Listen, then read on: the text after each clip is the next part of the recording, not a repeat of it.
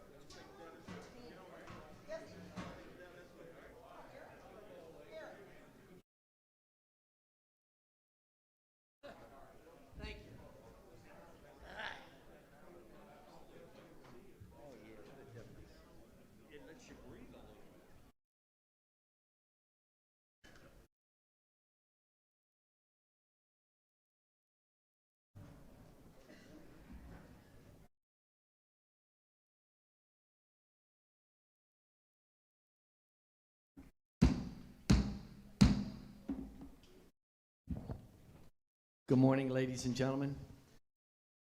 Welcome to Session 2 of the Maryland State Farmers Association Executive Committee meeting. At this time, I'll call on Assistant Chaplain Roth for our invocation and our pledge.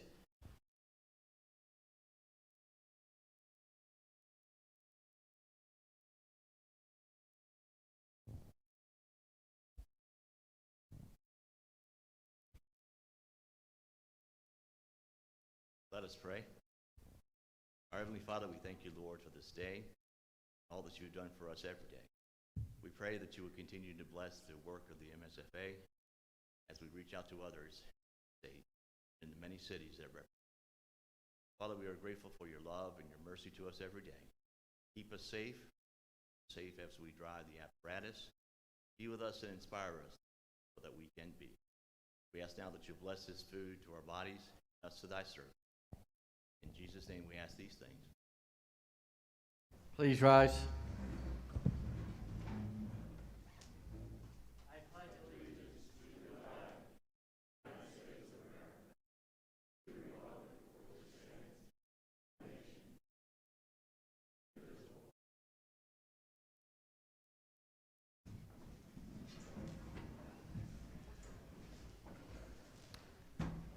Thank you.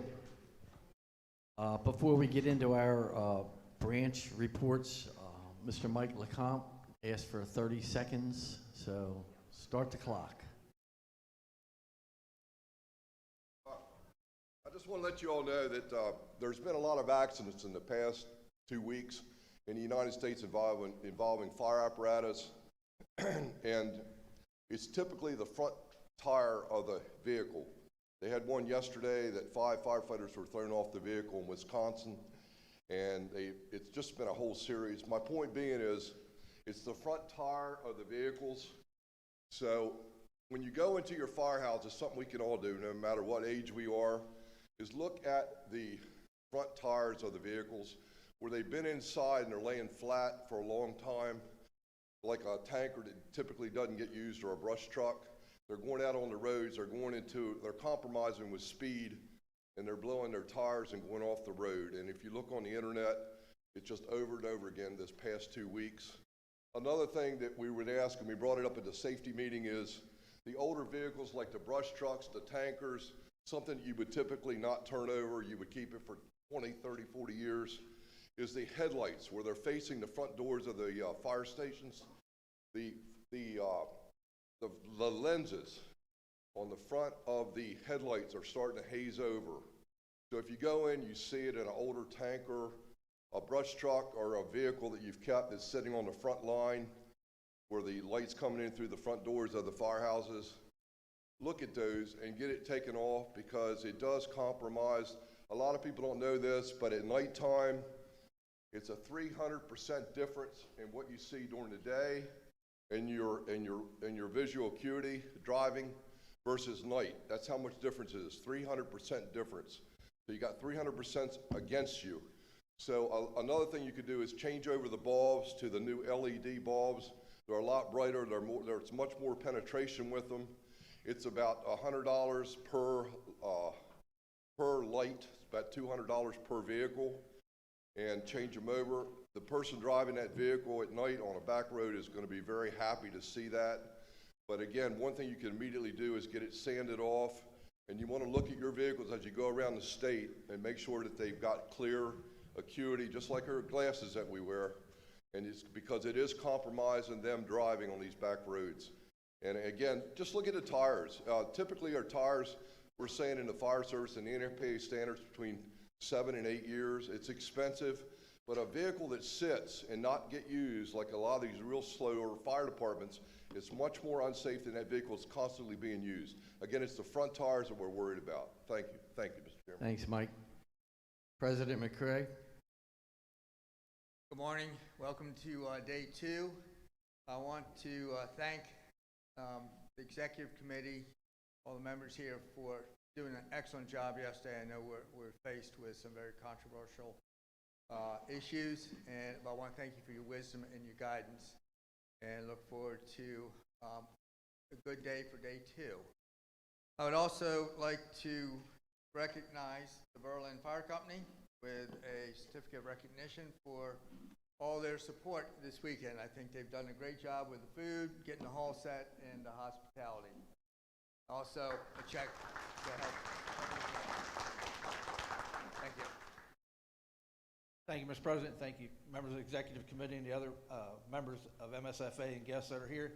What we enjoy doing this, we do it about every 3 years, so you can keep us in the rotation. We'll be glad to host again next time it comes our turn. We welcome you today.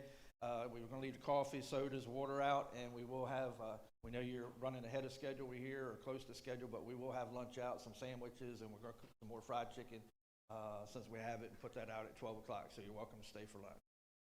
Thank you. Thank you, sir.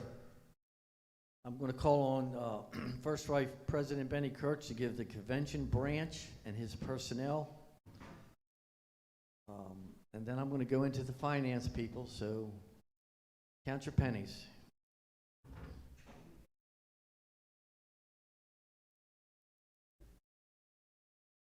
Good morning. If I can have Ron, Bobby Jacobs, is Tommy here? Tommy Mattingly? Ken's not here. Kate?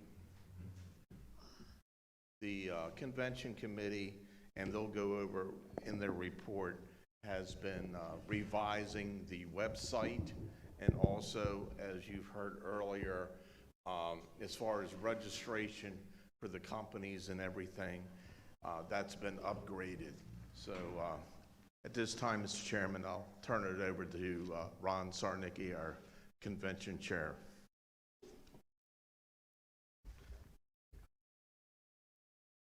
Thanks, Ben. Good morning, everybody. Ronnie, we found out yesterday you drop your mask, it comes in much clearer. Thank you. That's a lot better. Anyway, good morning, everybody, and it's a pleasure to be here in Berlin. Sorry I couldn't be here yesterday, but had a couple commitments I needed to take care of. As far as the convention committee report, a couple of things. I'll cover some pieces from last year very quickly. Obviously, 2020 was a very unique year, to say the least. It was our second virtual convention, but I have to say I appreciate everybody's efforts to make that work. And it does show that with teamwork we can accomplish some pretty unique things. We could still meet the requirements of the Constitution and bylaws. We could still get our elections done. But the piece we missed was the social component at the beach, and the networking, the education, with the hands-on. We still did a lot of classes online. Nothing like going down and spending some time in Ocean City. So all the expenses for last year's convention have been covered. We kept everything at a pretty minimum, and there was a balance remaining that transferred from last year to this year. So, of course, that's a good piece. All the program packets have been distributed to everyone that registered for the convention. You know, those bags are being delivered along with the raffle tickets, so those are making their efforts, and I understand the LA MSFA packets were delivered at the fall conference. There is some extra program books and proceedings books if anybody would like one. They are at the Crofton office, so please reach out to Kate and Lynn if you need some of those or need some of those for your companies or yourself, your collection. We have that as well. We are planning, a convention critique was held, and we are now planning for this year's convention with the meeting probably in January. We decided to change it up a little bit with the presidential celebration, so that took our efforts for a little while of getting those activities. For everyone that attended, it was a great event at the Naval Academy Stadium. Had a lot of positive comments on that style program for the banquet. So one of the suggestions that's been made is maybe look at that for the banquet in Ocean City. So we will go through that as we consider the activities for 2022. For next year, we are looking at two things that we probably are not going to continue, and that'll be the golf tournament and the basket bingo. Those are nice events, but the truth is the attendance has been dropping, and there isn't a revenue stream to maintain that, and it makes it for a long week, especially for the golf tournament. But I know that I've talked to the chairs of that group, and they're in agreement that as we go back to Ocean City this year, it might be good to start a little bit slow, because I think everyone has questions about what's going to happen with this next variant, where are we going to be with attendance, where are we going to be with people being able to budget to go to the beach, because there's a lot of economic elements that are affecting our member companies and our members of the member companies, and we just don't know what's going to happen. I'm hoping it's going to be a slam dunk, more people than we can handle, but we just don't know. So we're thinking about coming back slowly, and we could always add events back in the following year. I've said this before, I think we're the only state in the nation that still has a week-long convention on the volunteer side of things. That's a phenomenal place to be, but it's expensive, and it is a hardship for a lot of our members who aren't taking a whole week and are dealing with the Ocean City hotel, motel, and condo costs. So we're looking at that. A couple of pieces that we're working on is, as was mentioned by Ben, an update on the website. I'm going to let Kate talk a little bit about that. We're going to try to do as much as we can electronic distribution, and we are working already on more advertising and promoting of the events. We are going to continue with Jolly Roger, Splash Mountain, the Inlet Amusement, the Antique Truck Rally, and of course Hot Training. And so there's a lot of pieces that are being put into the letter that will be going out here at the end of the month to every member company. If you haven't been down to Ocean City, there's a lot with the construction. Kate did a site visit, so I'm sure she'll give you an update on that in just a minute. We have just confirmed the air show will not be a conflict with us this year, so that's a good piece. John Denver's working on hotel pricing. The Grand Hotel will be the host hotel for the convention committee this year. I'd love to be a DoubleTree, but we just can't afford it. The prices are significant.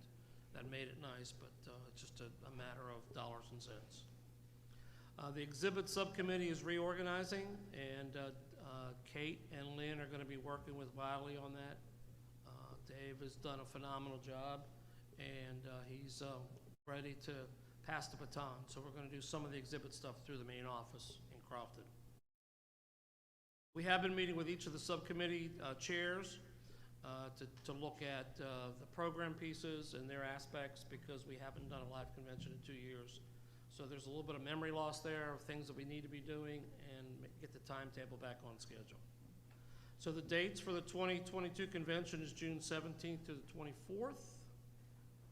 And 2021 was the last year of our existing contract with the Ocean City Convention Center. And with the addition of the new extension of C Hall, there will be a $6,000 price increase for the contract. So as always, we're looking for more committee members. Anybody interested in serving, please let us know, reach out to us, give us a holler. So I will pass the mic. Kate, you want to do a little bit? And Tommy and Good morning. I touched a little bit on convention updates yesterday in my report, but I'll go into a little bit more detail today. As far as the education seminar piece, we have launched the RFP across the state, across basically all of our avenues, whether it's social media or our website. To date, we've received 9 RFPs for classes. It's a different content, which is nice. We're not seeing the same topics that we've been seeing. So it'll be a nice, interesting array of classes that we'll be able to offer this year. I have spoken with Steve Cox at MIFRE that we're also going to incorporate some PDIs, so instructor-based classes, and always our EMT refresher class down at the beach. So those we already know we have in the queue. The RFP was also sent to previous instructors so they can come back to the beach with new relevant content, and we appreciate their year after year involvement. We've already started to piece some of the classes into a schedule, so we're hoping that that schedule will be complete by end of January, beginning of February, as long as we can get like I said, a good array of classes.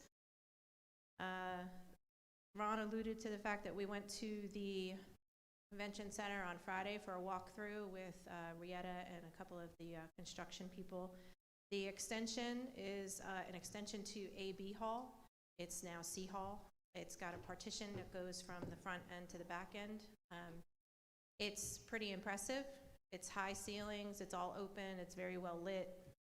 It has 2 entranceways for roll-up doors for apparatus to come in. The ramp has been redone, so it's easier access into the building. And the back hallway, I guess they've created along the back boardwalk. It used to be the sunset room.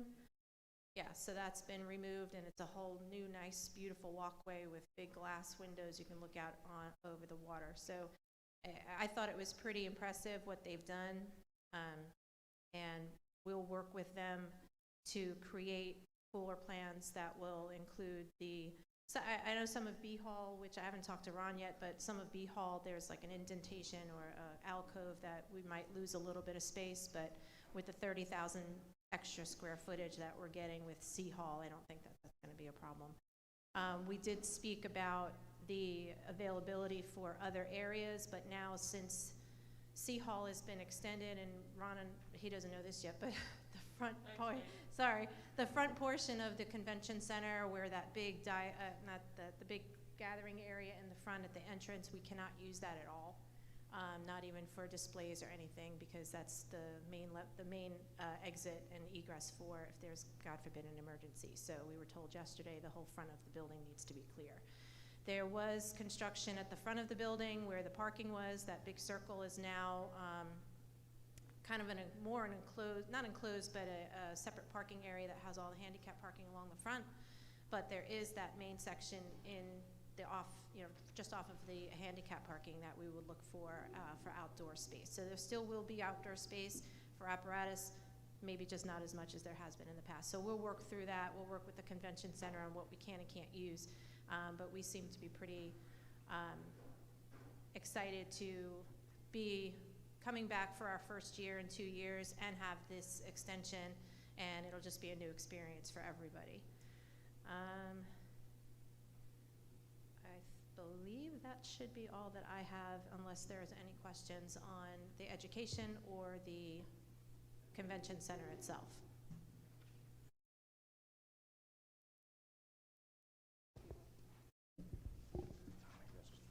Can you hear me? Okay. Yeah, we're, the section that I have, you really, it's probably one of the best ones that you can be dealing with over there for the convention, is because they're all pros of what they're doing. They've been doing it for years and years and years, and you hardly ever hear from them unless they need some new piece of technology or whatever. But they're all, they're always prepared to get over and enhance the experience at the convention. Been working with Kate. We're getting ready to go out right after the first of the year with the mailer for the program book. This is our 30th year that we've been, the team that we have working on the program book's been working together. We're down to 4, so we're looking for folks that might be interested in coming on to help out with that a little bit and transition as we've gotten older, much older. But we've got the revised form that'll be going out in the mail. It'll be up on the website. Everything will be, you'll be able to do everything you need to do for the program book, to get your ad in, to do your payment. Everything will be on the website electronically. You can fill it all in, and it'll automatically come into us. But we'll still do the mailer because a lot of folks are not geared to that, and see how that works out. Proceedings book's all done. We'll begin working on that. So I want to thank Elaine and Jenny and Danny Davis. They're my 3 experts at the program book, and we're kind of geared up and ready to go for that part of it. And the rest of the team that works behind the scenes that most people never see, they're always there and they're ready to go. I'll just yield my time to Mitch. Well, actually, my report will be under Ways and Means, so we're ready to roll. More money, okay? More money. Big Shirley won 500 last year, if you didn't know. Everybody knew, and that was the name that was on the ticket, Big Shirley. So, Mr. Chairman, are there any questions for the convention committee? Hearing none? Okay, thank you for the time this morning. Yes, sir. The financial team, just stay seated because you're next.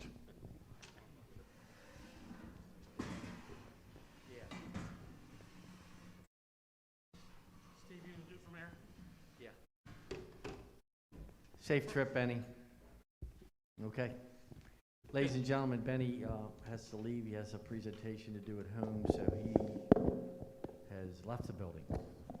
Has to take care of some business. Okay, thank you. So the financial team report, there were 3 documents submitted to you electronically. Everybody got those? Are there any questions on any of those numbers? I would ask, if there isn't, if you could pull up the budget versus actual document. And you will notice on page 2, under account code 7,800, that is the AFG Safer Grant income category. And based on the grant award, it is anticipated that for this fiscal year, that'll be $619,942.58. Okay. So you see that income side. And then we did the budget a little differently. The last Safer Grant we had, we intermixed the safer categories into the general classifications, such as office supplies. We would say office supplies, and then try to figure out which account it came under, to make it easier on the federal reporting at the end for closeout.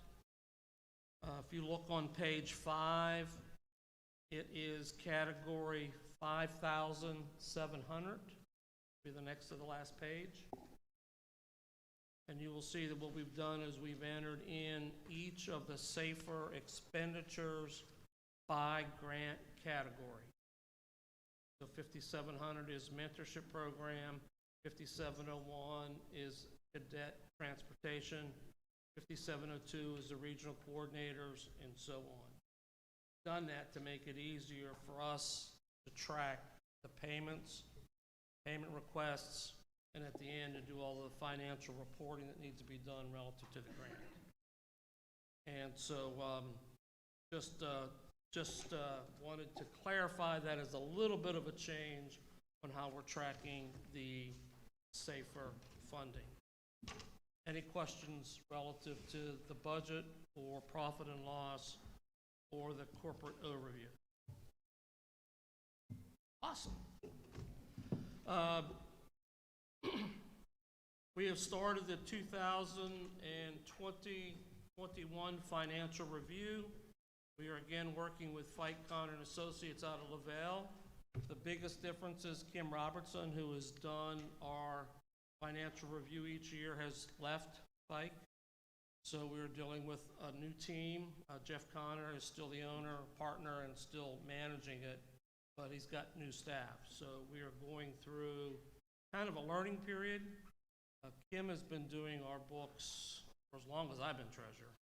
And so with new people, you lose that institutional knowledge, and then you're trying to get them to understand, you know, as simple things as what's the difference between an engine and a truck. You know, I mean, we're starting from ground zero here. But anyway, we're working through that, and we don't see any issues relative to that. There was a little bit of realignment of the income and expense categories based on that internal and external review that we did, and those are in the current budget document. All checking accounts have been reconciled as December 1st, 2021, and the MLGIP savings accounts have been reconciled as of November 30th. We haven't gotten the December statements. W2Gs have been distributed to the winners of the raffle, and our tax liability has been paid to the IRS for those withholdings.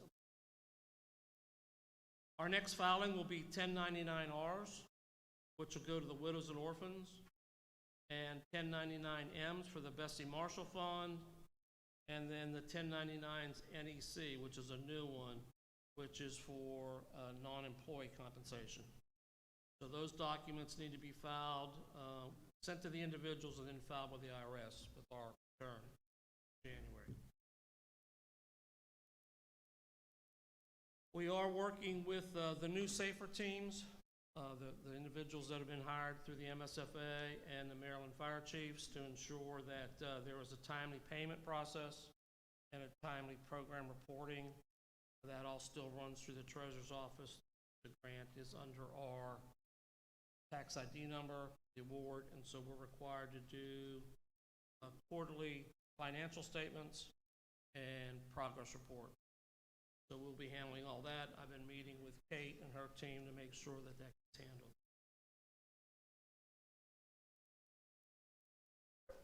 So we are currently updating the credit card policy. It's not a change, but everyone that has an MSFA credit card has to sign a policy statement that says what they can and can't do, what the cards can and can't be used for. So we've done, some people that have cards for many years, we're redoing all that paper, working to get all that done. And then each of you should have a copy of a policy statement that I left this morning. It's the Maryland State Firemen's Association Excess Property Disposition Policy. That's a mouthful. This policy was originally drafted in 2008, and it is guidelines on how we dispose of fixed assets. And it is the same as the previous policy except for number 5. Item 5 allows us to take surplus property with the approval of the executive committee to sell it or trade it for monetary value. Basically, what we have learned is that, for example, Best Buys will take old computers, trade those in for store credit. Then that store credit could be used to purchase new equipment. But the old policy was we could only donate it or scrap it. So this is a change. but we wanted to ensure there was controls in it. So for the sale of equipment, it would have to come to the executive committee, just like we do with the car, and then the executive committee could approve that. What we would hope to do is to get buckets of equipment, figure out what we have, what's of value, what could be sold, bring it to the executive committee, have you approve it, and then it goes out. So there is a couple of forms, as you will see. There is, I didn't print the forms out. If you want them, I'm sure I'm more than willing to get them for you. But there's an excess property declaration form, which is to say we have something that we need to get rid of, which is attachment 2. And then there's a disposal order, which tracks the process with signatures of the person who has the equipment, the signature of the inventory control officer, which is Assistant Financial Secretary Bobby Aaron, signature of the executive director, who will verify that the executive approved the sale of the equipment, and then a signature of the treasurer to ensure that it's taken off fixed asset inventory with the financial or attachment. So what the finance team is asking for approval by the executive committee to move forward with this policy with that one change. Mr. Simpson.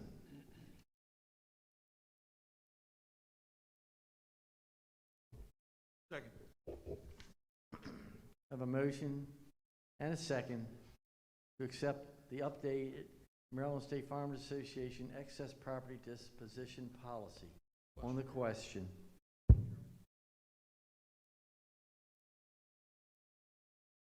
The attachment 2 is the,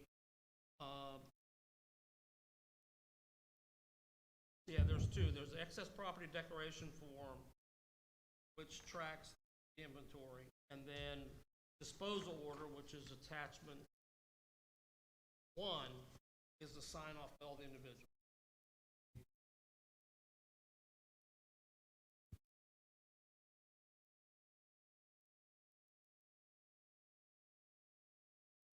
Yes.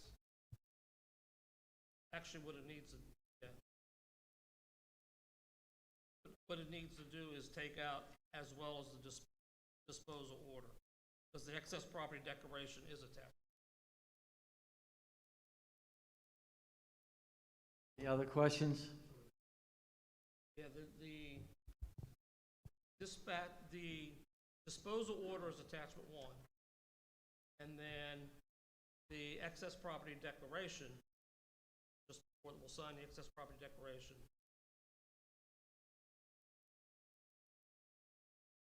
Oh, thank you. All squared? All in favor signify by saying aye. Aye. Those opposed, no. Ayes have it. Thank you. Mitch? Good morning, everyone. Okay, this will be my busy time of the year because the dues invoices will be mailed December the 20th. They've all been loaded in QuickBooks, printed, they're in envelopes, stamped, in a bag, in my den, waiting for December 20th, so they're ready to roll.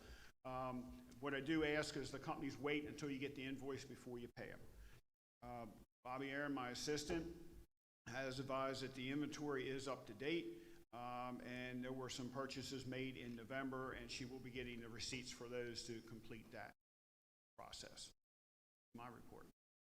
Any questions? Stephen?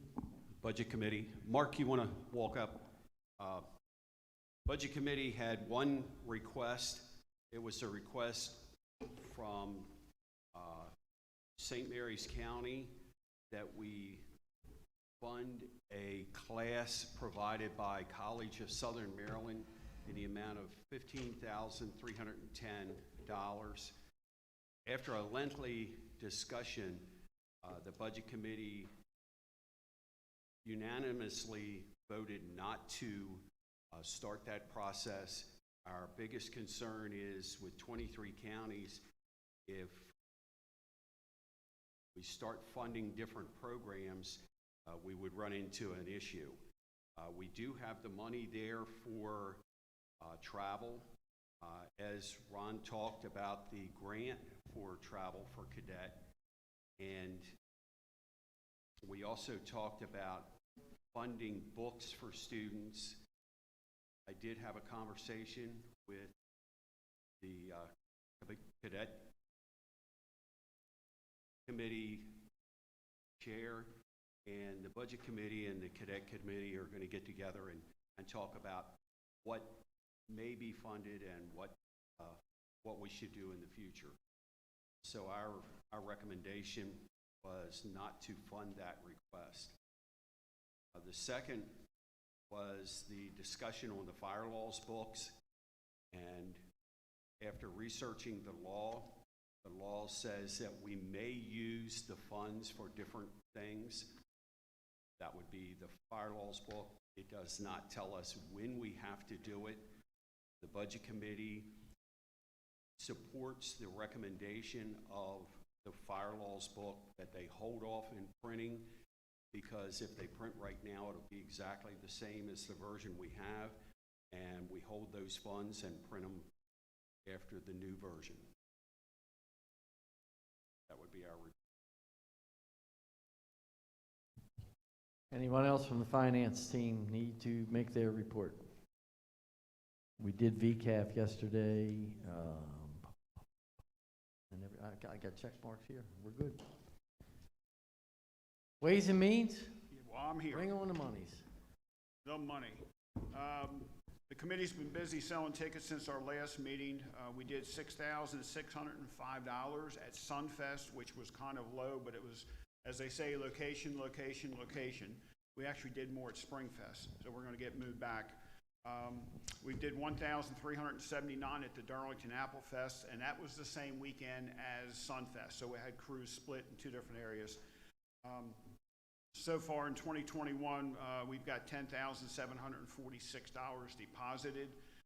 That figure is going to go up by about $1,300. I have about $700-800 at home. I've got about $700-800 I've collected here yesterday and today. All member companies and auxiliaries have gotten their tickets. What I didn't personally hand out, I thank the executive committee for passing them out for me across the state. Again, we're getting Christmas time. Hey, they're great Christmas stocking stuffers, so you know that's another push for them. If you need more tickets, let me know. Springfest from May 6th through Sunday, May 9th, 2022, Ocean City. All help's appreciated. Last time we did Sunfest, we had a 5-person crew the entire weekend. Thank you. Any other questions for the financial team? Hearing none. Thank you, gentlemen. Thanks. Ladies. Administrative branch, Lee, for the Constitution Bylaw Committee, grants and Sergeant at Arms, any reports?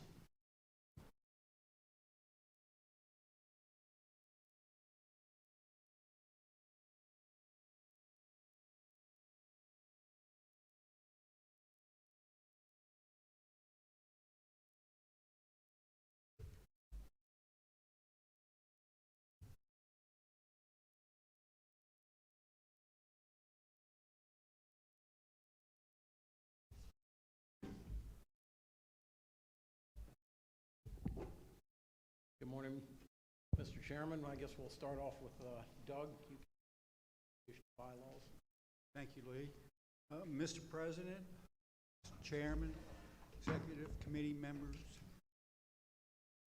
I'd like to present the Constitution Bylaws Committee report, and I'll just read the listing. I have contacted our Constitution and Bylaws Committee members through the telephone.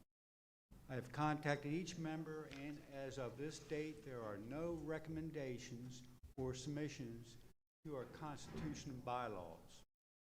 As a reminder, and again, the Constitution and Bylaws are separate entities. Any bylaws to amend must be submitted by March 1st, 2022, 90 days prior to the convention, which is in for Constitution and Bylaws. Respectfully submitted, Doug Ware, Chair.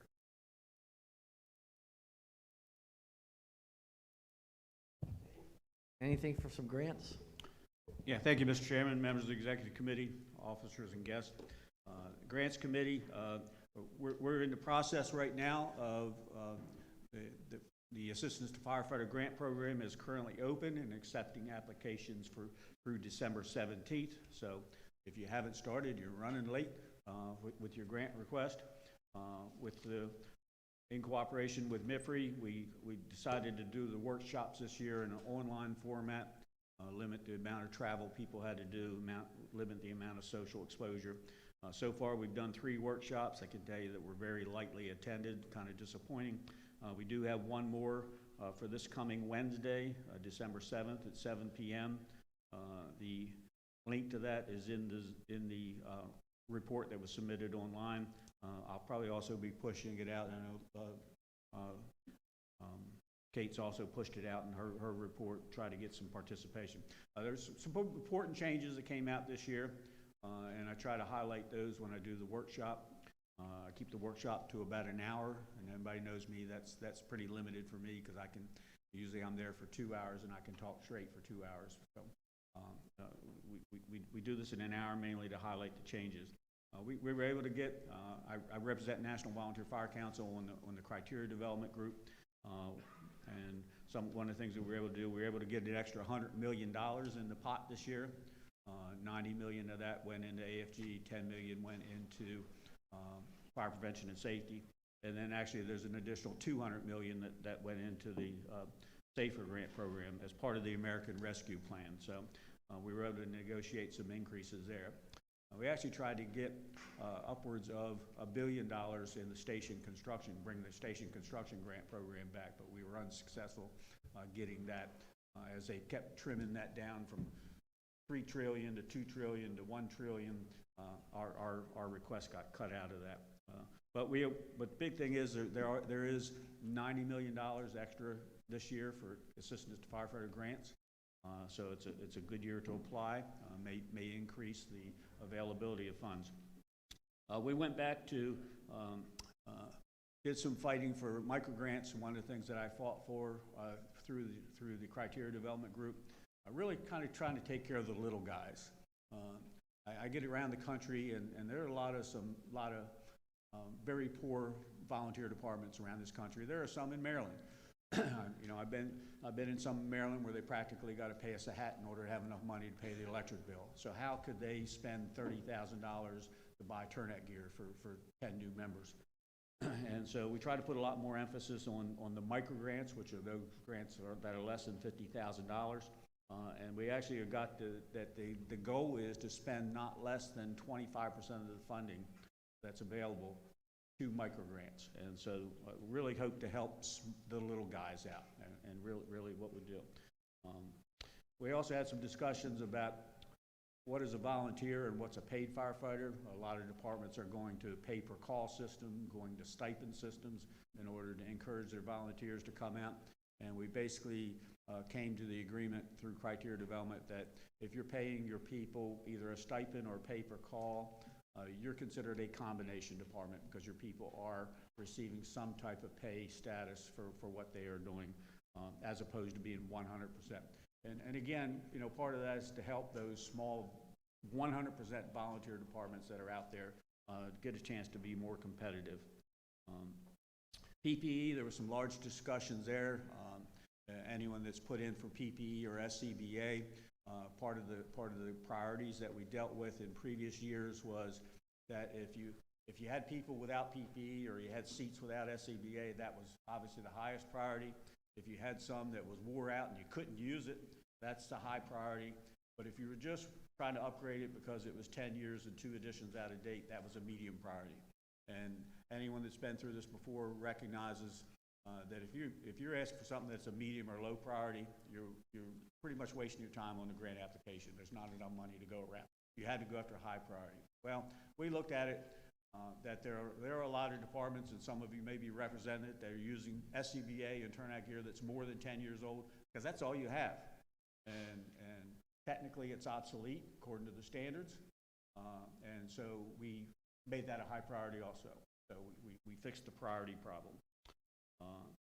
The other thing,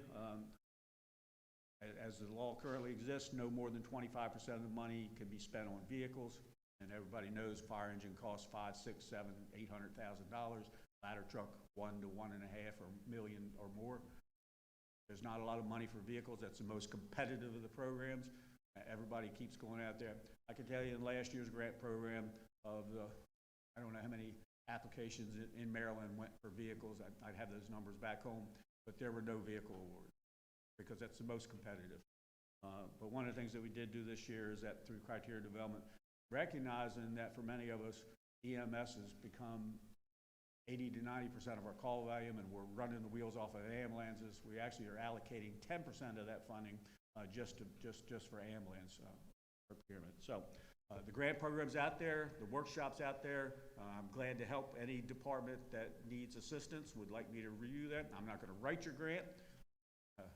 That's your job, but I currently will provide advice to you. So if there are any questions, I'd be glad to answer questions. Other than that, that's the grants program report. Mr. Chairman, I have a question, Dave. Your workshop is 7th, Tuesday? It is Wednesday. That's the 8th. I'm sorry? I think that's the 8th of December. I said 7 p.m. The 7 was the p.m. At MIFRE. No, online. Okay, thank you. Zoom. In the world of Zoom. Thank you, Dave. Ms. Woods, anything?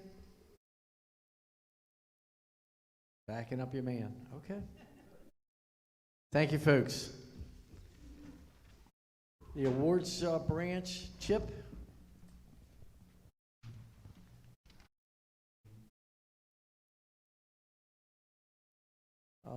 On his committee, we have Doyle, William Lay, Richard Smith, and Robert Jacobs.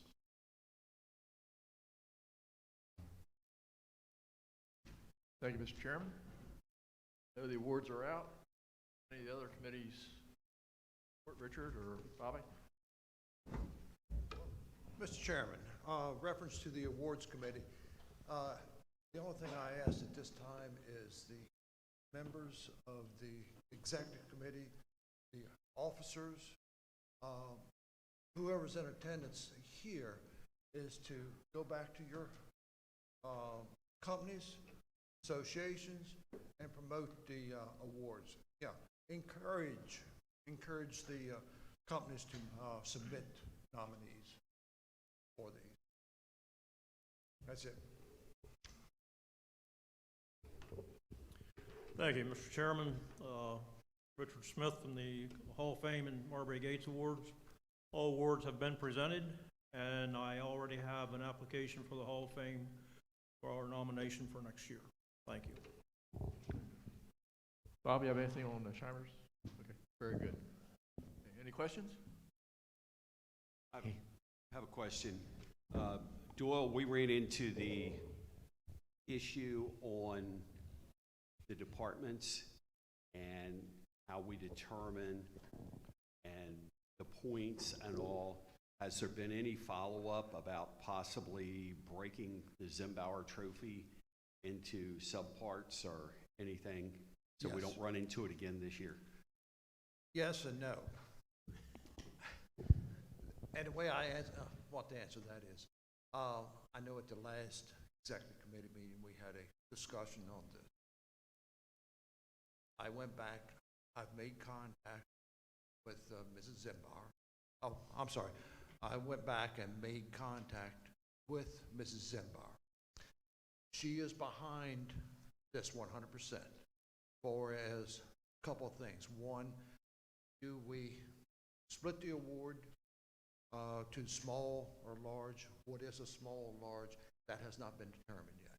However, she is behind on the promoting this, and she just said to keep her in the loop on it. I've started putting together some information on where we need to go with it, such as, do we split it, pros and cons on it, but I don't have anything finalized. And I'll be back in touch with several members, get their input on it, and also to talk to her about it. Thank you. Any other questions for the awards branch? Thanks, Chip. Thanks, gentlemen. Information technology, Ronnie Block.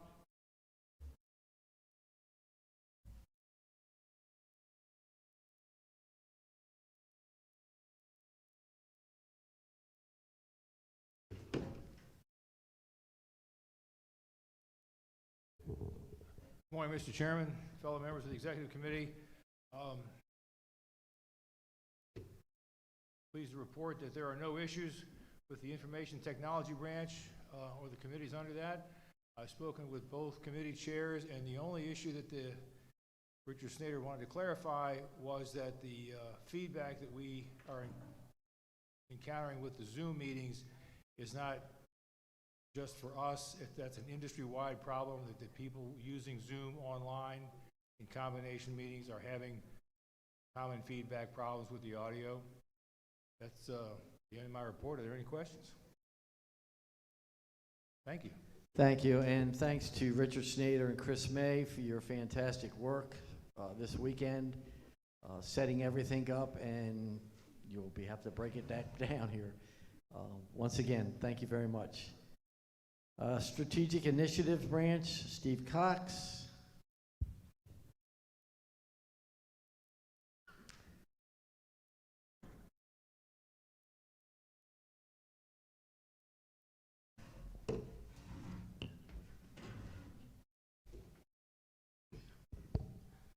Good morning. Going to start off with the strategic planning. Lee Lutz.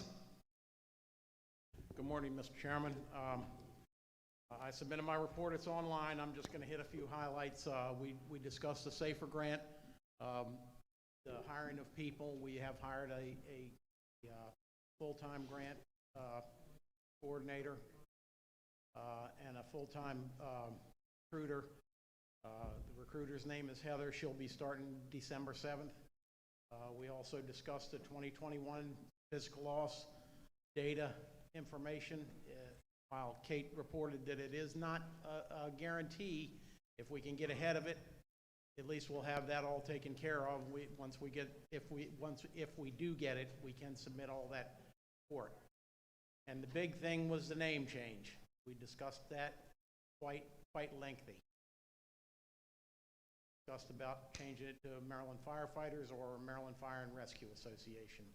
So that's really the crux of my report. Are there any questions?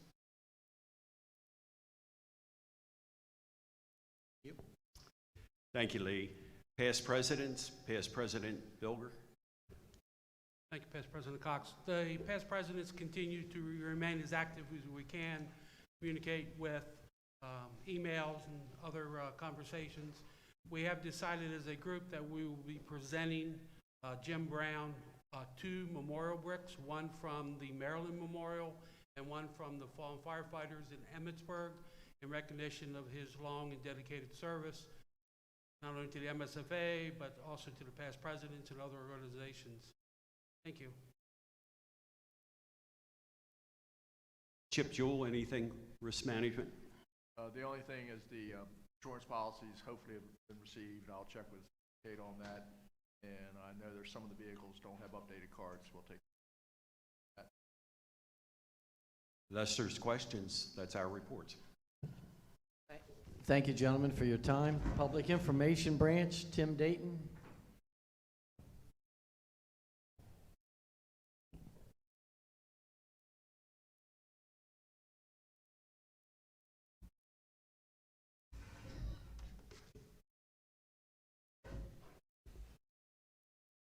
Okay, Mr. Chairman, under the Public Information Branch, Ronnie Watkins submitted his report electronically. There's nothing really there that everyone can take a look at it. He does commend the one county for their efforts, and he's also talking about using social media not only as a platform, but to actually educate people during this time of the year. Jonathan submitted his report for the volunteer trumpet. Again, he's reaching out to anyone for information for the trumpet. Marketing and Events Committee, John Denver, he submitted his. There's really nothing major in his.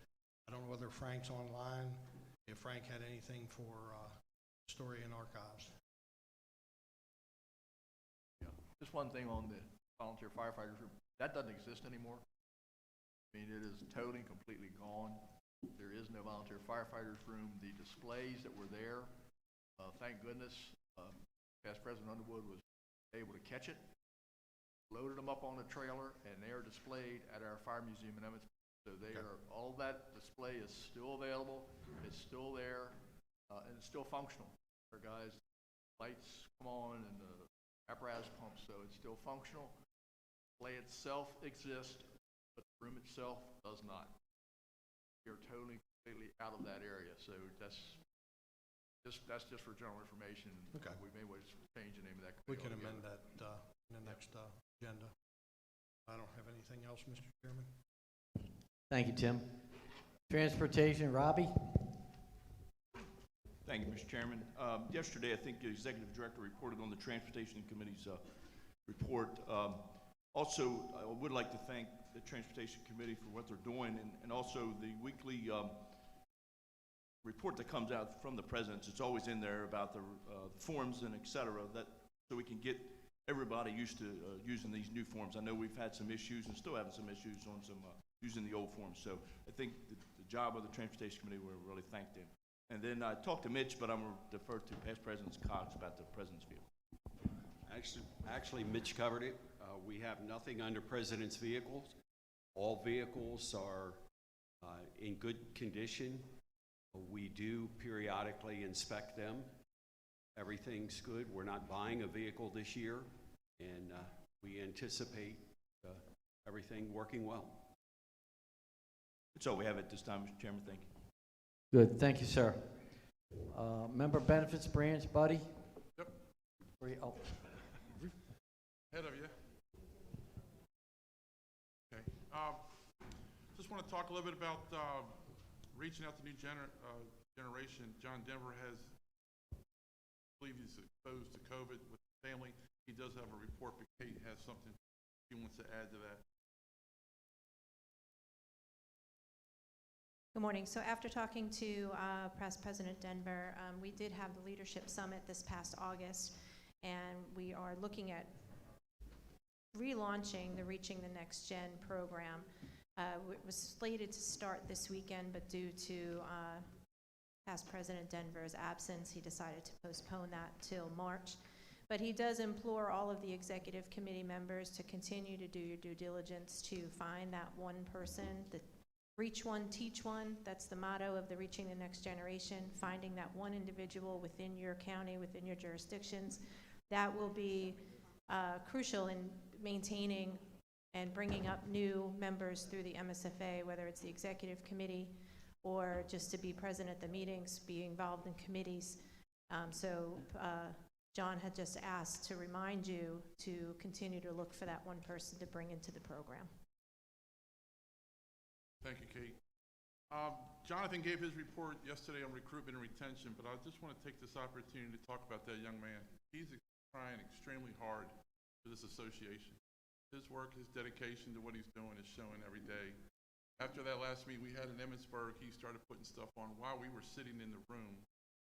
TikTok, something that the young people, a lot of us are still looking at and trying to figure out, and he's already promoting volunteerism at the highest level. Believe me, that's seen all over the world.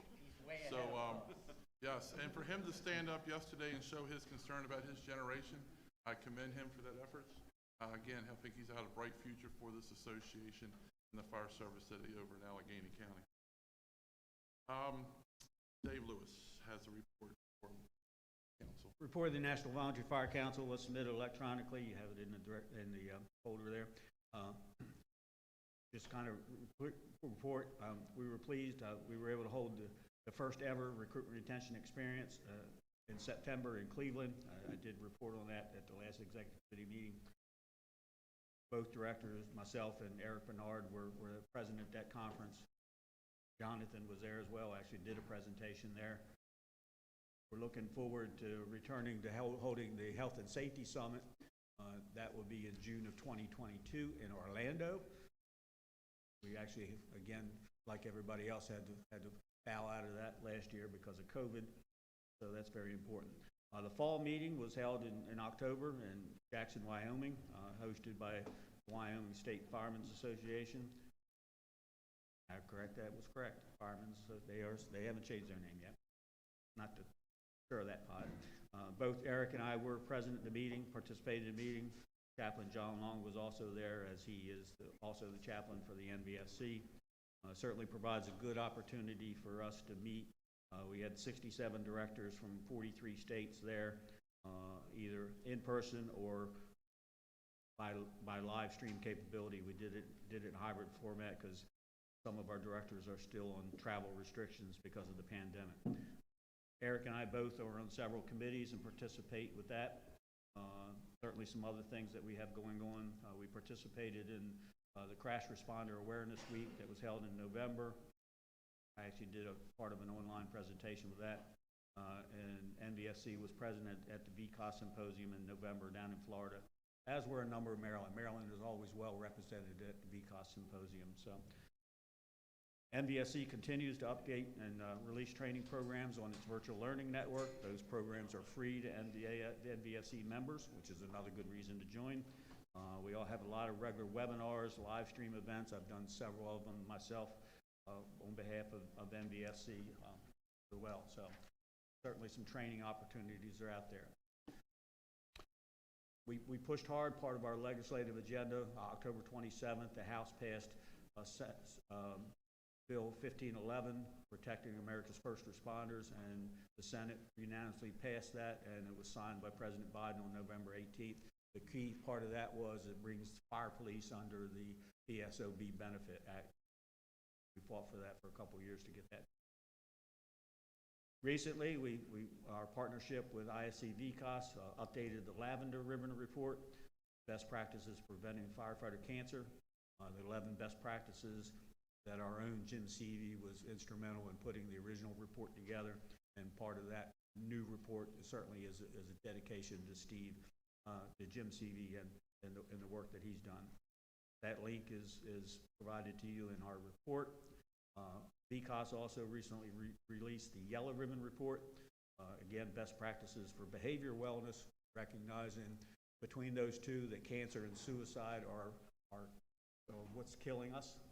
Line of duty deaths, not to undermine the line of duty deaths, but we're losing more firefighters in cancer and suicide than we are in all the line of duty deaths.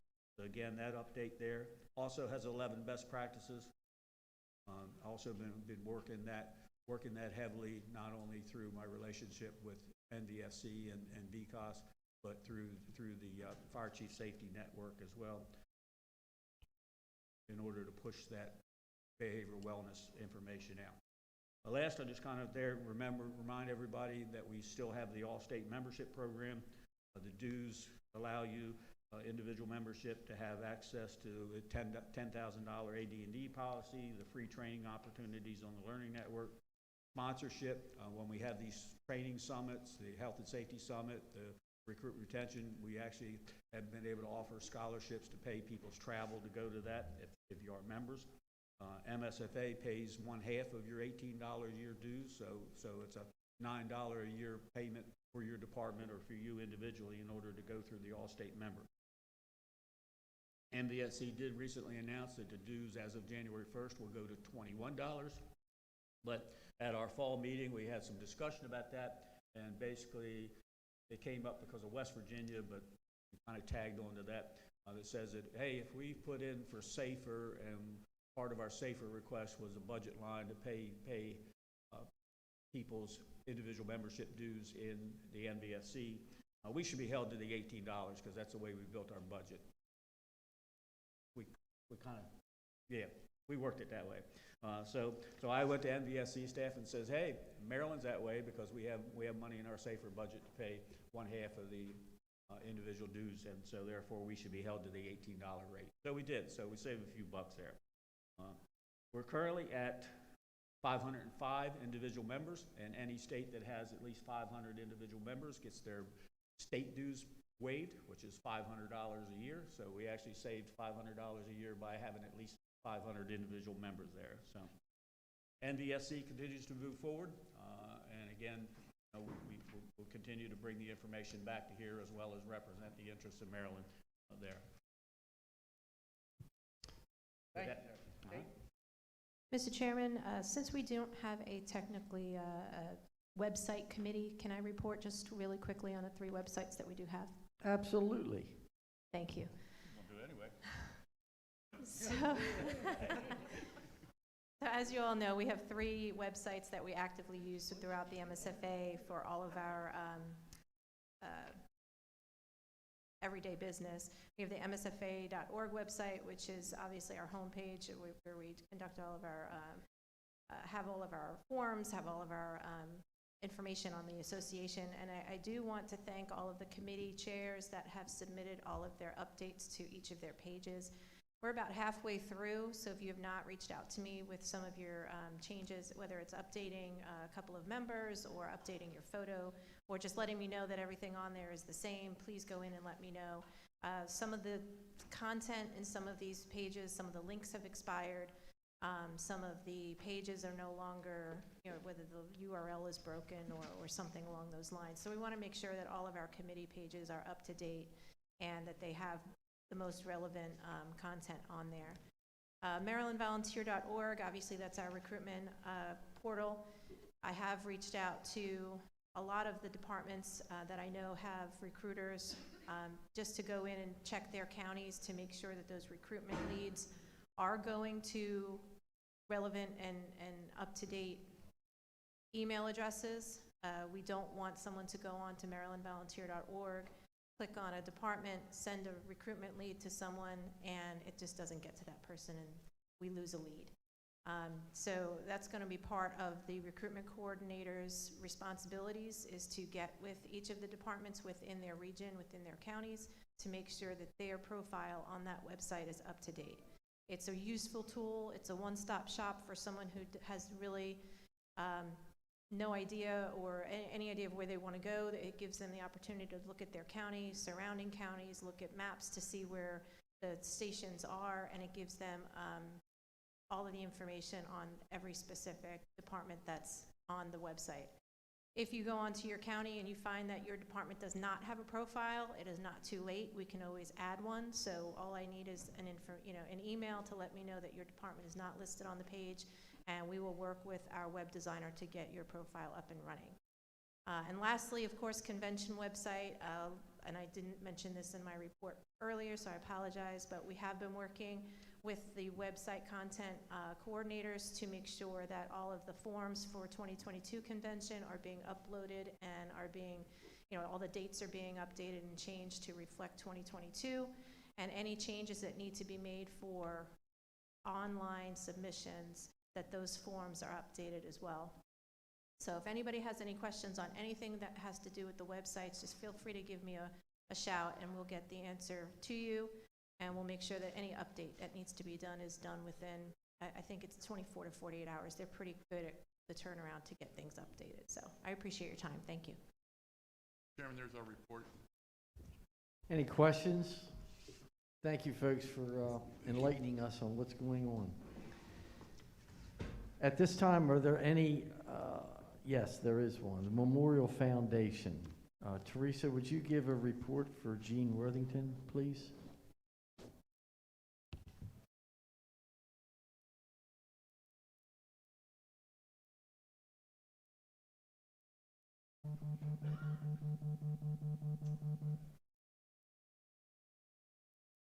What did I do?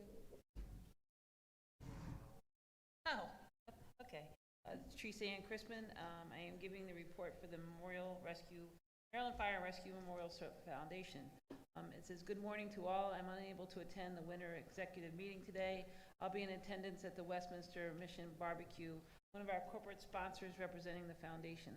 The foundation was fortunate to be able to hold our annual memorial service on June 6th, where we recognized line of duty deaths from 2020 and 21. I want to personally thank all of the organizations that attended and those that participated in the service.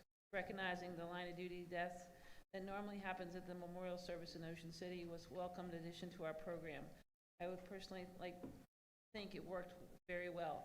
Looking forward to this continued working relationship. The annual memorial service will be held Sunday, June 5th, 2022, and I hope to see you there. Looking forward to your 130th annual convention and conference at the beach in June. Hope many of you can attend our Sunday evening gathering at Fishtails, which is an important fundraiser, and hope that you stop by our display sales tables at the convention center. Current plans is to hold our 16th gala at the Singerly Fire Department on Saturday, September 24th, 6 p.m. Mark your calendar, more information to follow. Our officers for the coming year: Dennis Beard is president, Steve Hardesty is vice president, Sharon Owen is secretary, Michelle Malin is treasurer, Robert Burt Small is the director for 2 years, myself as director for 2 years, and Mike Faust, director of 1 year. In the recent revisal and approval of our bylaws, we've added directors to the corporation in an effort to help with the workload of our corporation. Our website will be making a major changeover on January 1, 2022, where our Fallen Hero directory will be updated and improved for your use. A friendly reminder that you can go to the website and make donations, purchase and sell items, especially a brick. Christmas is coming. Bricks are a nice little gift in honor and memory and recognition and appreciation and support. Our next meeting will be scheduled for January 5th at 7 p.m. at the West Annapolis Fire Department, open to all. If snow emergency plan is in effect in Anne Arundel County, at 5 p.m., our meeting will be held via Zoom. Respectfully submitted, Dennis E. Beard, President. Thank you, ma'am. Yep. One committee member, Dale, report for the Scholarship Committee, please.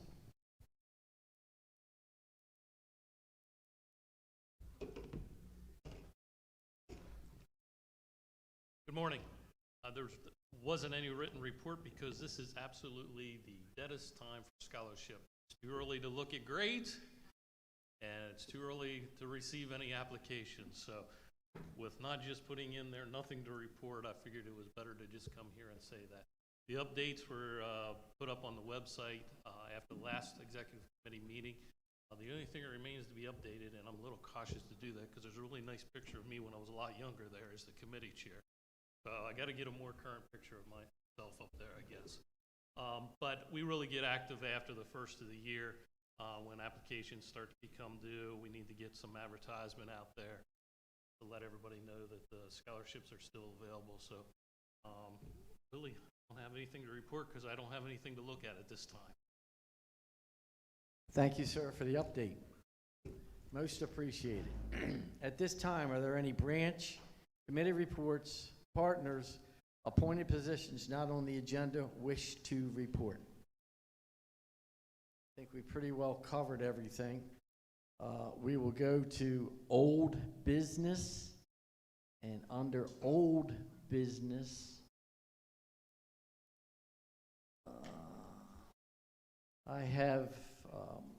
I need a motion from the executive committee to approve the executive committee meetings that were held September 18th, 19th, 2021 at Western Enterprise. The floor is open. Mr. Chairman, make a motion that we approve those minutes with the corrections added. Mr. Chairman, I'll second that. Ron Block. A motion to approve with corrections added, second by Ron Block. Any questions? All in favor, signify by saying aye. Aye. Opposed, no. The ayes have it. Stepping into new business. At this time, under new business, I would like to call upon Mr. Paul Sullivan from the Middle River Rescue Fire and Rescue Company.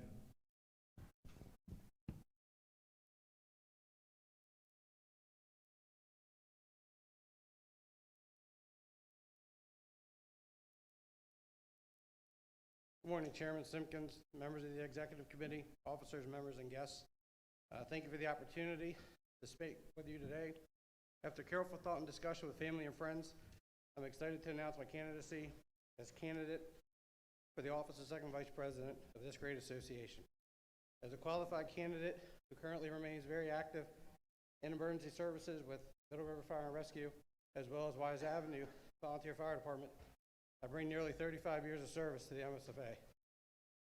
I feel that my experience, education, and my positive leadership, integrity, and high standards, along with my passion for the Maryland Fire and Emergency Services, will allow me to continue to advance the mission of the MSFA. Over the past decade, I've had the opportunity and pleasure to serve on a number of MSFA committees and continue to do so today. For the past 3 years, I served successfully as president of the Maryland Fire Chiefs Association. That endeavor is over, and I look forward to advancing this organization forward in the event I'm elected. Active and daily operational experience by the MSFA leadership is critical in communicating and recruiting our younger and future leadership. Today, I announce my candidacy not only because of my passion for emergency services, but also because I believe there is opportunity for growth and improvement. In the event I am elected to the position of second vice president, there are a number of initiatives that I would like to work on, which include safety and health, recruitment and retention, and diversity, equity, and inclusion. As I close, I understand that there are other candidates running for this office, and I look forward to participating in a healthy election with them. More importantly, I am committed and look forward to traveling our great state and promoting the MSFA. I thank you for your time this morning. Thank you, Mr. Sullivan. At this time, we'll move into a report from the executive committee members. Let me flip a coin. Robbie, you're first. You picked on me because I wasn't here yesterday. That's a fact. Mr. Chair. Thank you, Mr. Chair. That's okay. Bring your greetings from Kent, Queen Anne's, and Caroline counties. I want to thank Berlin for today and then the meal this morning. And sorry I wasn't here yesterday. I was somewhere else dealing with with the fire and rescue. So not much to report. Having meetings in person again. I know presidents and a couple past presidents attended the Kent Queen Anne's Association meeting a couple weeks ago. I just want to bring to the table that we're having some issues on our side, I should say, with our associations. We're talking about recruitment and retention for the whole state as membership, but it might be recruitment and retention for some associations, believe it or not. Kent Queen Anne's is starting to struggle a little bit, and I don't know how else to put it. We're working, trying to figure out some things, trying to get some new blood. Caroline County, and I reported this out a few years ago, that only has one member. The rest of it is fire chiefs. They have a joint meeting when they have one, and it's only due to the funding comes through the Firemen's Association in Caroline County. Legislation has not been changed to allow the fire chiefs to allocate funding through the fire and EMS service in Carolina. So I sadly to report that, but I think the state needs to know that.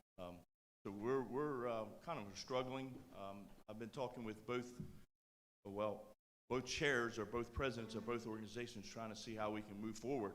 But it is a struggle with trying to find the associations within my region. So with that said, the good news is wish everybody happy holidays. Look forward to seeing you throughout the year. Thank you, Mr. Chair. Thank you, sir. Skip?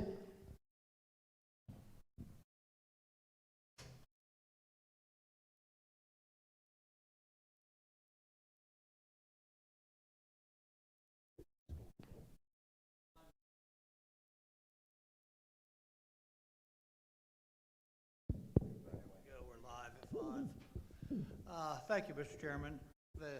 Bring you greetings from Worcester, Wycomico, and Somerset. The unique thing is Somerset actually had a county meeting last month, and we had secretary was there, president was there over there. First time they've had one in a while. They've got a little bit of a, like Robbie said, a little bit of a thing going. They used to have them every month, then they went to quarterly, and I think they used COVID as an excuse not to have them at all, to be quite honest. Wycomico and Worcester are back having live meetings, including food. Pretty good time. In the course, since our last meeting in Frederick, I've made sure I handed out the raffle tickets. Everybody got those. Handed out a couple of awards for President Walker from last year.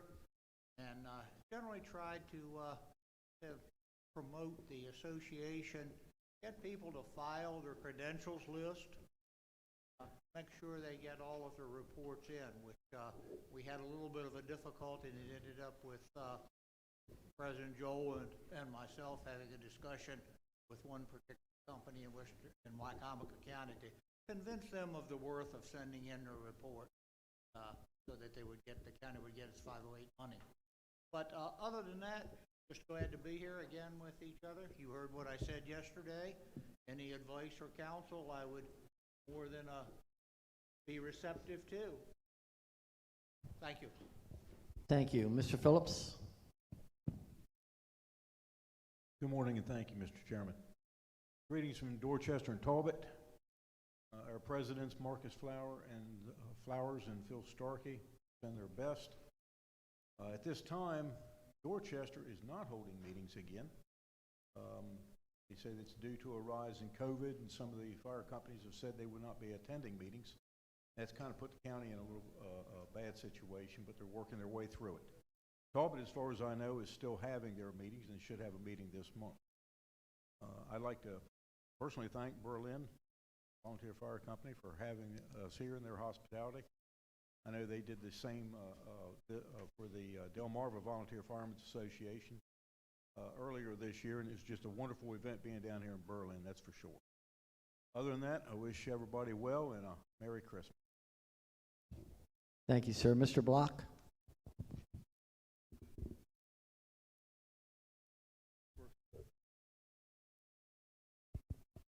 Thank you, Mr. Chairman. Everybody hear me? Working? Greetings from Anne Arundel County and the Kitty Gross, the president of the Anne Arundel County Volunteer Firefighters Association. I too want to thank Berlin Volunteer Fire Department for their hospitality this weekend. This is a great place to hold our meetings, and I certainly appreciate their hospitality. First, I'd like to share with you the recognition of three of the pillars of the fire service, both in Maryland and nationally. Wiley Donaldson was recently recognized by Governor Hogan and awarded the Lifetime Achievement Award for his volunteer services. He's a member of Odenton Volunteer Fire Company. John Long, our chief chaplain, a member of Ferndale Volunteer Fire Department, was awarded the Chapel of Four Chaplains Legion of Honor Humanitarian Award. Don't ask me to say that again. That's a mouthful, but that was a very prestigious award that he was recognized him. And our own David Lewis, also from Odenton Volunteer Fire Company, received the John F. Buckman Leadership Award from Provident Insurance Company. And all three demonstrate their leadership, integrity, and outstanding values of the fire service. And I just want to share with you that we recognize them and appreciate their service and their kindness and their sharing their knowledge to some of us who are newer to service. Anne Arundel County Volunteer Firefighters Association, and I say Firefighters Association, that's a name issue that I guess will be dealt with later. Right now, dealing with some insurance questions about the state code and the Anne Arundel County Risk Management Office interpretation of what being on duty means. Here is that the only members who are volunteer members who are covered by workers' comp insurance are those who are riding members. So we're final clarification on that and looking at alternatives.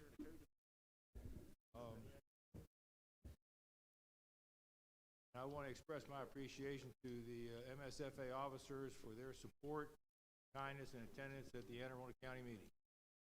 Wish all of you a very Merry Christmas, safe and Happy New Year. The end of my report. Thank you. Thank you, sir. Mr. Charles Simpson? Thank you, Mr. Chairman. First, I'd like to thank to Berlin Volunteer Fire Company and President Fitzgerald for an excellent weekend. They had something to do with the weather, too, I guess, because it's been very nice. Chairman Simpkins, I'd like to thank you for managing a very well-run meeting this weekend. Great job. Greetings from Howard County Volunteer Firefighters Association, President Wine, and Carroll County Volunteer Emergency Services Association, President Fleming. A lot of things are going on within those two associations. Howard County Fire has a new chief, Chief Lewis Winston. Carroll County, of course, is moving forward with our new director of Carroll Fire and EMS, Mike Robinson. We've established a strategic planning committee within Carroll County to try to help move that forward, and things are working out very well. So wish everybody here Merry Christmas, Happy Holidays, and look forward to seeing you this spring. Thank you, sir. Lee Lutz. Thank you, Mr. Chairman. I bring you greetings from Prince George's County. President Vic Whipple. I'd like to thank President McRae for all the leadership he's provided. Also like to thank Berlin Fire Company for their hospitality and the meals they've served this weekend. As far as Prince George's County goes, we're just getting ready to finish up our Toys for Tots drive. We ask our companies to donate bicycles to Toys for Tots. We'll probably have them on display at the December meeting, which will be Wednesday this coming week. We also are preparing to have our 100th anniversary in Prince George's County. We have started to have meetings to determine all this. I'll give you more on that later on when details become available. That convention will probably be anywhere from the middle of August to the middle of September. On a personal note, Glendale is going to have their fruit sale again this year. It is starting on the 7th, which is Tuesday, and running through Friday, possibly on the weekend, depending on how much fruit we may or may not have left over. I wish everybody a Merry Christmas, Happy Holidays, and thank you very much. Thank you, sir. Dan Stevens. Okay, thank you, sir. I'd like to add my thanks to Berlin Fire Company for the hospitality this weekend, and I bring you greetings from Southern Maryland, Calvert, Charles, and the mother county of St. Mary's, and President Jeff Clemens. I don't believe Jeff's here today, but our association, the Southern Maryland Association, is still very strong, which was demonstrated at our meeting last week at Ridge, and the number of people that came to the end, well, I won't say the end of the earth, but the number of people that came all the way down to Ridge to basically fill their firehouse. The convention for Southern Maryland this year will be April 30th and May 1st, and actually he's chief at Bay District, and he's going in as president of Southern Maryland, Joe Gould. I'd also like to mention that the Luxembourg Volunteer Rescue Squad lost their chief.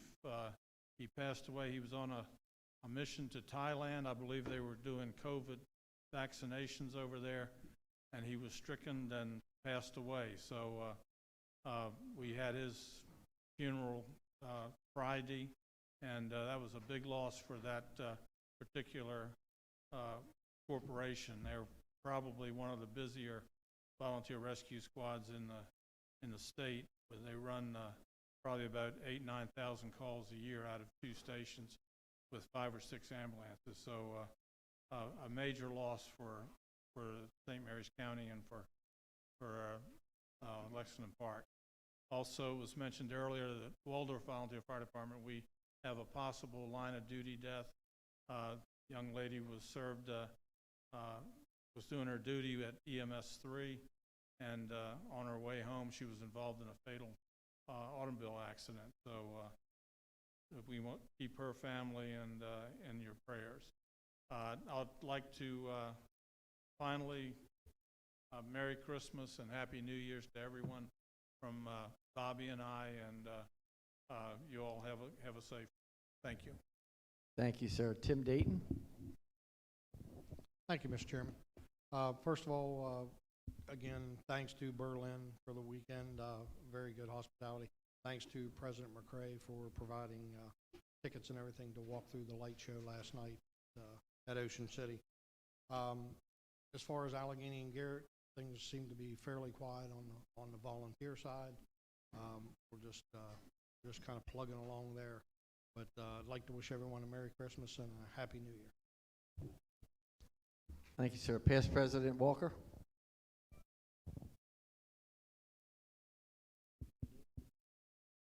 Thank you, Mr. Chairman. I want to thank Berlin for a great weekend. It's like the second or third time I've been here. They never let us down. Don't have a whole lot of anything else to report. I will say anybody who was at the stadium event in October, did not get one of my pad folios for the officers and committee chairs. See my wife or Sandy back there, they have them back there. Please get one on your way out. Unless I got to take it back home, unless I got to hear about it on the way back home. Thank you again, Mr. Chairman. Thank you. Right. Buddy Sutton? Thank you, sir. Thank you to Berlin. Again, I haven't been to this part of the world. It's beautiful. I like this part of the state. I love coming down here. Thank you. Montgomery County continues to work through the COVID as far. Please be safe. Continue to see the guidelines. Get tested. Get your vaccination, please. Special thanks to Kate. Kate has always been there. Continues to be there. The emails that we get, the updates are outstanding, available at all the time, and I think what she does. I had the opportunity to go to VCAS. If anybody's ever clear water to that event, it's a great event to go to. I got a lot out of it. Here they talk about mental health, big issue in the fire service. We need to take back to our departments and talk about mental health. I'd also like to take this opportunity to congratulate those who don't know. Dave Lewis received the John Buck Leadership. Again, happy holidays to everybody, and I could wish everybody a happy New Year. Thank you, sir. Thank you. Chip? There we go. First off, again, Berlin, thank you for the hospitality. I actually have a little bit of Eastern Shore blood on one side of me. My mom was born and raised in Snow Hill. Unfortunately, my mother passed away this past November, on November 5th, and I want to thank those that acknowledged that and sent condolence cards. Thank you very much for that. She actually had been in an EMT back in the 80s at Company 2 in Frederick at the juniors. She was actually a RN with a master's and still went through the EMT program. And when we had a bus accident, she actually, along with some nurses from Frederick Memorial Hospital, climbed down the Monocacy River banks to give IVs, render aid. So she was quite a lady, and I miss her dearly, and I thank everybody that sent condolence. Right now, Frederick and Washington County are both meeting in person. Both meet on the third Thursdays, as seems like about half Maryland does. But we have had an issue, a very tragic issue in Frederick County with respect to peer support and such. We did have a suicide of a career firefighter, a young firefighter been on duty in Frederick County about 3 years. And apparently there were some signs missed that people probably could have been a little more directly involved. It is very tragic.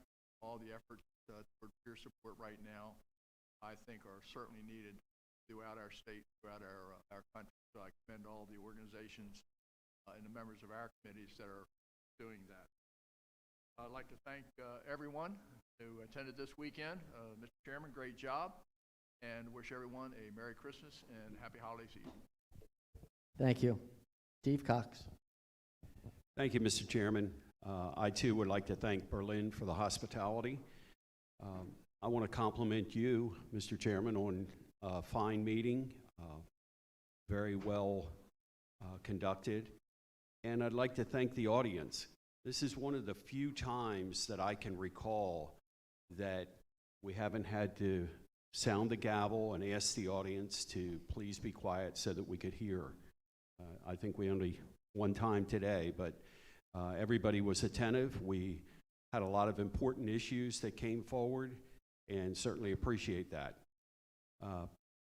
As far as the associations, Harford County Association, the officers stayed the same. President Iyer, Vice President Dusa. Harford Cecil stayed the same. Myself as president, Skip Mayhem as vice president, and Mitch as treasurer. The Cecil County Association stayed the same with President Widows and Vice President DeWeese. We too, as Robbie mentioned, are experiencing the same issues in recruitment retention. We did take the opportunity, since John Denver is in our area and a past president Hartford Cecil, we requested that he make the presentation to the Hartford Cecil Association that he did at Emmitsburg to our committee, and that was well received. We're going to continue working on recruitment retention, and hopefully that will spread out throughout the state. Cecil County did come to me as the executive committee member, as they also approached our presidents. They had an issue, and I'm very pleased to report I commented to them, as well as the president did, that we would look into it. After making a couple phone calls, the issue was resolved and everything was satisfactory. So they were very happy that MSFA was able to help them and that we represented them. So I'd like to wish everyone a Merry Christmas and Happy New Year, and look forward to seeing you next year. Thank you. Mr. Chairman? Yes, sir. Right here. Where you at? Oh, Friday. Just one thing. I was remiss in not saying this. I want to thank the executive committee for allowing and giving the guidance you did yesterday on the burn trailer. Contact has already been made, and we've already started putting together the transfer of it. Thank you very much for your assistance. Our pleasure. Ladies and gentlemen, I stand before you to show my gratitude and my respect to everyone in this room. You may not think you have a big part, but little parts come together to make big parts.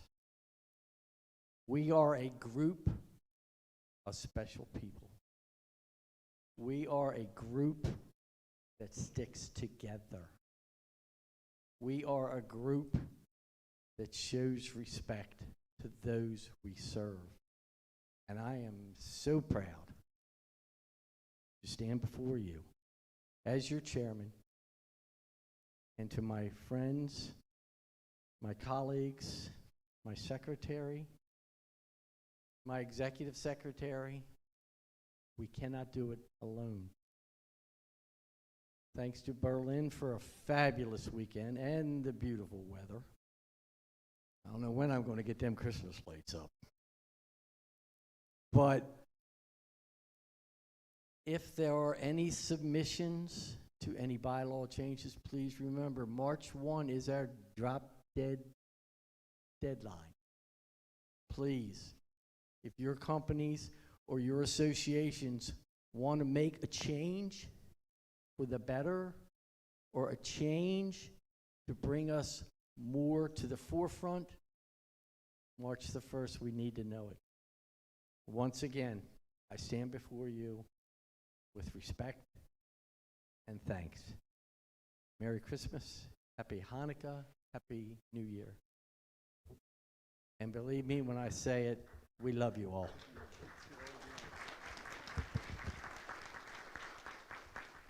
Mr. Chairman? Yes, sir. Skip. It was brought out to me by my good brother here that we're fortunate in a lot of things, but particularly in this meeting today, we have a gentleman who recently took a demotion as a fire chief. And nobody's mentioned it. I thought Lee might do it for PG County, but our chairman of the convention committee, Chief Sarnicki, recently got made a deputy, a battalion chief honorary in New York City. And I think he deserves a round of applause okay. for that. Even though it is a demotion.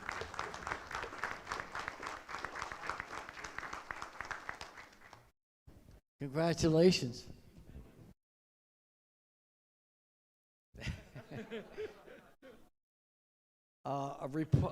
Comments from and reports from the president and vice president, and ladies first. Kate. Behind every organization and man is a woman pushing us. Thank you. No, I just wanted to, I've been at the mic a lot today, but I just wanted to make a correction.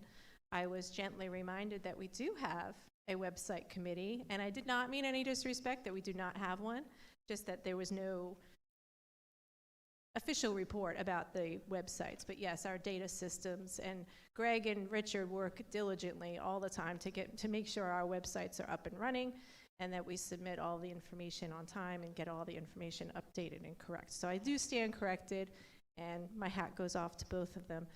I just wanted to, he also did remind me that for those updates to your committee pages, there is a form on the members area dashboard for those corrections. So he did say it is easier for Greg to make the updates as needed through that online submission form. So rather than sending the updates to me, please go on the members area dashboard and use that online form. That's all I have. Thank you. Would you want Eric to go first and you finish up? Eric?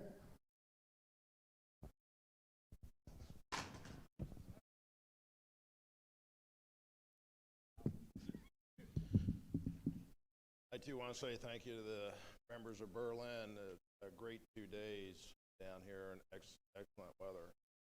And a lot of good discussion from our members and the great work that our committees continue to do.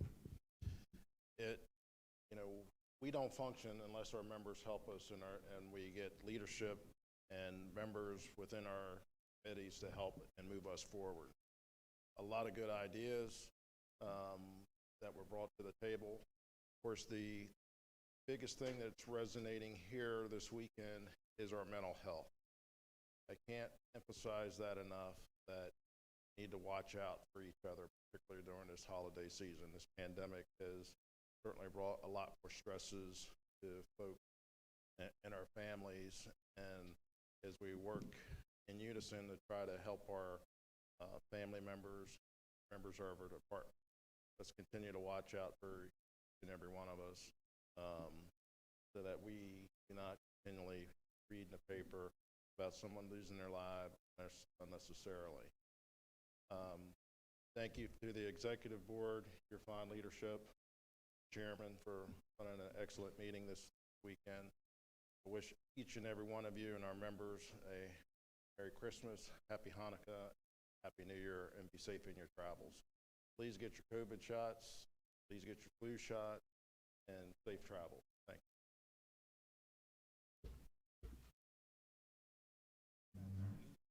Thank you, Mr. Chair.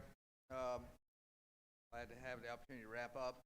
First, I thank the Executive Committee for what you do, and I want to thank each and every committee what you do for your members. As the chair has pointed out, this is a team. We work very well together, but it only works if we're all doing the fine job that we are doing at this point. So I want to personally thank every one of you. As was pointed out, we had a very productive discussion on the proposed name change. I think we appropriately decided to take our time, get the name right. The subcommittee has been tasked, subcommittee on the name change has been tasked with continuing its work, and we will return with a plan as was appropriately recommended. So I think, like I said, I think it was a very productive discussion that we have. There's more to come. This is the time of the year for increased fire safety awareness. Talked about it. Very fine display over there, and I thank the Safety Committee for the Fire Prevention Committee for what they do. We all know the dangers. We need to keep the tree watered. We have a lot of prevention stores around. I've got to watch the fireplace. Doing more cooking in the kitchen. There's so much we need to be aware of. So much more of this year. As was heard, the Scholarship Committee will be rolling into action starting around the first of the year. So please let your members know that these scholarships are available, a benefit to help your young people in your company. The MSFA is still recruiting for part-time regional coordinators, particularly here on the Eastern Shore. We have been trying very hard. Unfortunately, I've not had a good response from the store, so please, let's reach out.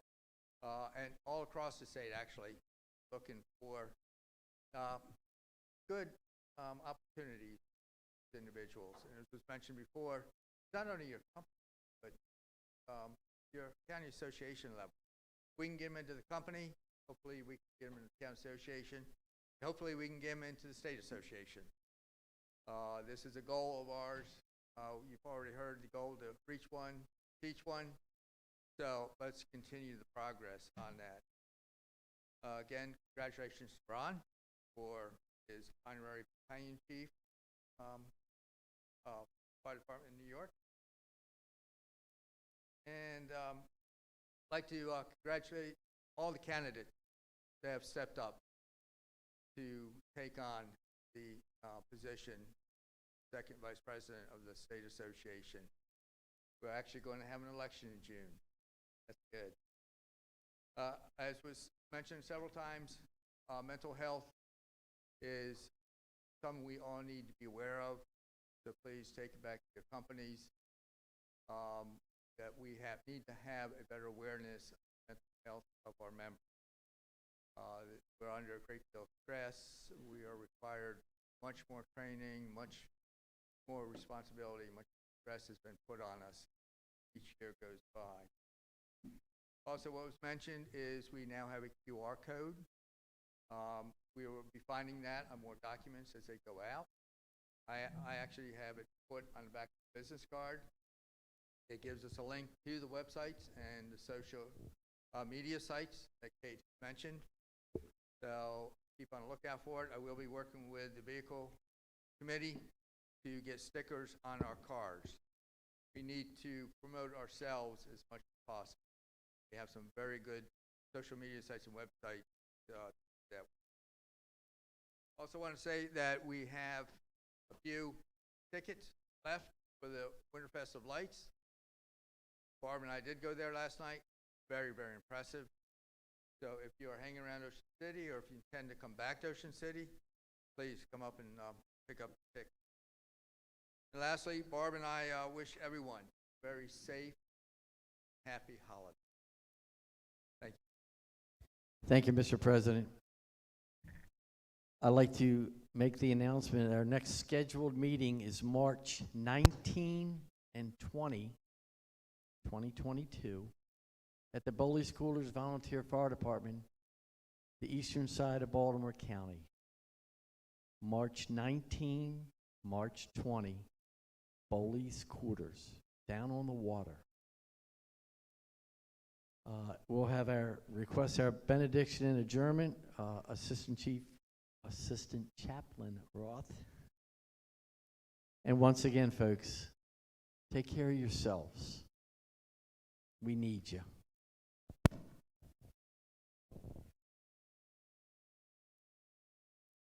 Let us pray. Our Heavenly Father, we thank you, Lord, for all that has been accomplished this day. We ask, Lord, that you would continue to remind us of our commitment, not only to one another, but to ourselves as well. We pray for any who might be in dire need or having difficulty this day. We pray that you would bless them in all the prayer requests that we have received. We thank you, Lord, for this organization. Continue to bless our executive committee and all members as we go to make this world a better place.